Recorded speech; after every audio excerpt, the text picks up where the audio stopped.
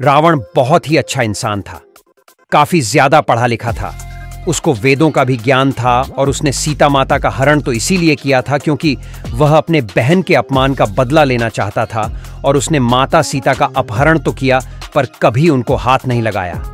उनको बहुत इज्जत के साथ अशोक वाटिका में रखा। तो अगर रावण इतना अच्छा आदमी था तो क्या हम लोग अभी तक बेवकूफ बन रहे थे? हम लोग अभी तक एक अच्छे इंसान के पुतले को जला रहे थे? और अब सवाल आता है कि क्या रावण वाकई में एक अच्छा इंसान था और क्या होगा अगर मैं आपसे कहूं कि रावण ने कभी माता सीता का हरण किया ही नहीं और रामायण के युद्ध के बाद जो अग्नि परीक्षा हुई थी माता सीता की, जिसके लिए भगवान राम को लोग दोषी ठहराते हैं, क्या होगा अगर मैं आपसे कहूं तो यह भगवान की एक सोची समझी लीला थी। तो दोस्तों, आज के ये काफी इंटरेस्टिंग होने वाला है, तो आप बस इस वीडियो को आखिर तक देखें। चलिए जानते हैं the untold secret of Ravan.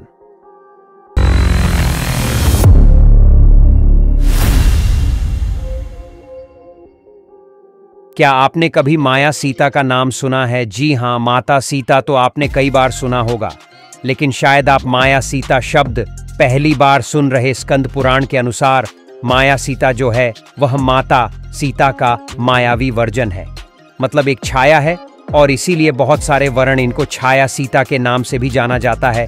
और जो वाल्मीकि रामायण हम लोग पढ़ते या सुनते हैं उसमें जिन सीता माता का हरण हुआ था रावण के द्वारा, वह माता सीता नहीं बल्कि उनका नकली या माया वर्जन था, क्योंकि जो अग्निदेव से उनको रावण की इंटेंशंस के बारे में मालूम था, उनको मालूम चल गया था कि रावण क्या करने वाला है। तब उन्होंने भगवान श्री राम को एक माया सीता प्रदान करने की पेशकश की और भगवान श्री राम इस बात के लिए एग्री भी हो गए।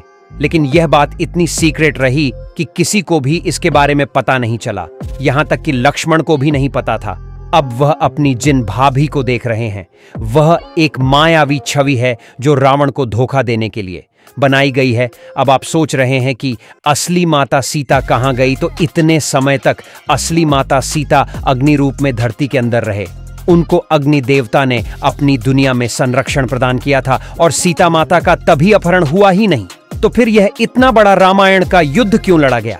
अगर धार्मिक दृष्टिकोण से देखें तो यह सारी चीजें होती हैं ईश्वर की लीला। यहां पर जो भी होता है वह सब पहले से प्री डिसाइडेड होता है और इसीलिए कहते हैं कि होनी को कोई नहीं टाल सकता। इस दुनिया को रावण के अत्याचारों से मुक्त करने के लिए, रावण के अहंकार को खत्म करने के लिए यह युद्ध लड़ा गया। रावण जो अपने आप को इतना ज्ञानी समझता था, वह यह तक नहीं पता लगा पाया कि जिस माता सीता का हरण करके लाया है वह असली है ही नहीं। वाल्मीकि रामायण के अनुसार माया सीता का अपहरण तो हो गया था, लेकिन रावण ने उन्हें कभी भी टच नहीं किया। रावण उनके साथ हमेशा इज्जत से पेश आया, लेकिन कभी भी जोर जबरदस्ती नहीं करी। तो क्या वाकई में रावण बहुत बढ़िया और अच्छा इंसान था? सबसे पहली बात तो किसी भी महिला को किडनैप कर लेने वाला इंसान अच्छा नहीं हो सकता, भले ही कितना पढ़ा लिखा हो, कितना ही बड़ा ब्राह्मण हो, कितना ही बड़ा शिव भक्त। दूसरी बात, रावण ने माता सीता को टच इसीलिए नहीं किया क्योंकि उसको श्राप लगा था। नल कुबेर की पत्नी थी रंभा, जो एक काफी सुंदर अप्सरा थी, और रावण ने उसके साथ गलत काम करने का प्रयास किया था और इसी के चलते उसको एक श्राप मिला। इस तरह के मुताबिक रावण किसी भी महिला को उसकी मर्जी के बिना अगर टच करेगा, उसके सिर के टुकड़े हो जाएंगे, और इसी शराब की डर की वजह से रावण ने माता सीता को कभी भी बिना उनकी मर्जी के हाथ नहीं लगाया। रामायण के युद्ध के बाद जो माता सीता की अग्नि परीक्षा हुई थी, वह भी प्रभु की एक लीला ही थी, जो कि यहां पर असली माता सीता को मायावी सीता या सीता के साथ फिर से रिप्लेस करना था। यहां पर एक विशाल अग्नि या कहीं तो अग्नि परीक्षा का सहारा लिया गया और अग्निदेव ने अपनी बनाई हुई छाया सीता को अपने पास ले लिया और असली माता सीता को अग्नि के तू वापस इस दुनिया में छोड़ दिया। अगर ये सारी बातें सुनने में किसी फैंटेसी मूवी जैसी लगती है, लेकिन ये जो भी मैं आपको बता रहा हूं, इन सब का जिक्र रामायण के अलग अलग वर्जन के अलग अलग कांड में किया गया है। लेकिन इस पर विश्वास करना है या नहीं करना, ये पूरी चॉइस आप पर डिपेंड करती है। और अब मैं आपको एक बहुत ही अच्छी चीज बताने वाला हूं जिन्हें आप बिल्कुल मिस मत करना।